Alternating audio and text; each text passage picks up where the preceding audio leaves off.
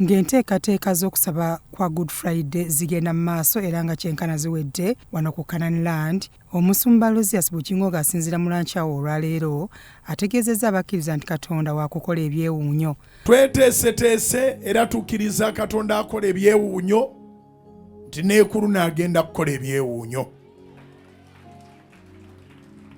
Tonnaba kuggwa era togenda kuggwa. Ekizibu kyo kye kigenda okuggwa. Kiŋŋambira akuliranye nti tonnaba kuggwa era togenda kuggwa. Ekizibu kyo kye kigenda okuggwa. Omusumba agambye nti abakkiriza balina okubeera n'essuubi kubanga ku Good Friday eno Mukama wakukwata ku buli omu era bamwesige kubanga ali wamu nabo. Ndamu gwe tandika okwesunga gwe tugenda okuloopera ekyamuleetera ddala kumalawo ebyo ebikutawaanya. Dani yakola effujjo erimala, Katonda n'atumanga bantu bannaffe betuyita bannabbi, n'abawanga ku buyinza bwe n'amaanyi ge,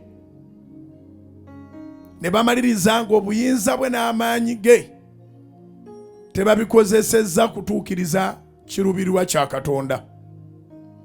Yeebazizza abo bonna abawaddeyo ku nsonga y'okukwasizaako awamu okuyimirizaawo olukuŋŋaana lw'okusaba luno, era bw'atyo n'abategeeza nti ekyokuwaayo kisanyusa Katonda kubanga kiyimirizaawo emirimu gy'ekkanisa. Era njagala kubeebaza abatuwadde ku ssente mu kuteekateeka olukuŋŋaana luno olugenda okuyamba abantu okuvaako agayinja ag'omwoyo n'ag'omubiri, ate olugenda okuyamba emyoyo gy'abantu okudda eri Omutonzi. Mwebale, ojja kusanyuka gwe yatuwadde ku ssente naawe agamba ŋŋenda bba wakati wabadde tolina. In fact ndowooza kansooke ngaba essimu ezo osobola okuba nga oziyina ku ssimu okyali wala oba obadde n'ebikutte ono kanziweereze.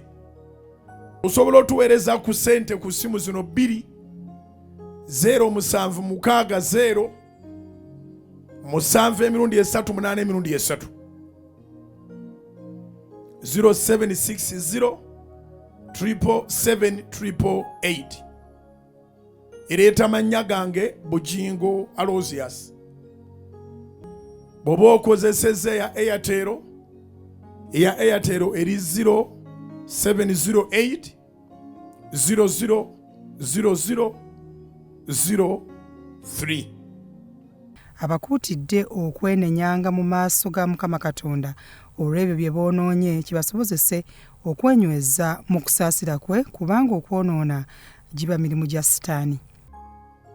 Bw'abanga akugambye nti omwoyo ogumu bwe gwenenya libeera ssanyu mu ggulu, olowooza onoowaayo contribution y'abantu beenenye emyoyo giddeyo eri Katonda, Katonda yasanyuke mu ggulu ng'abantu be bakomyewo, gwewuwo ebeera ennaku. Okola ne Katonda bw'asanyuka naawe ajja kukusanyusa. Ekyaleeta Mukama waffe Yesu kusaanyaawo mirimo gya Setaani. Byonna by'oyitamu si nteekateeka za Katonda. Omwana wa Katonda kyeyava alabisibwa amalewo ebikolwa bya Setaani. Gavumenti z'ensi zirina programs nnyingi, naye programs ze zirina ziba za kukendeeza. Kukendeeza ku bwavu, kukendeeza ku ndwadde, kukendeeza ku butamanya, naye puroguramu y'eggulu yakumalawo. Byakintu Ismail akuyita mu kusaba kwa Good Friday olunaku olw'enkya ku Canaan Land.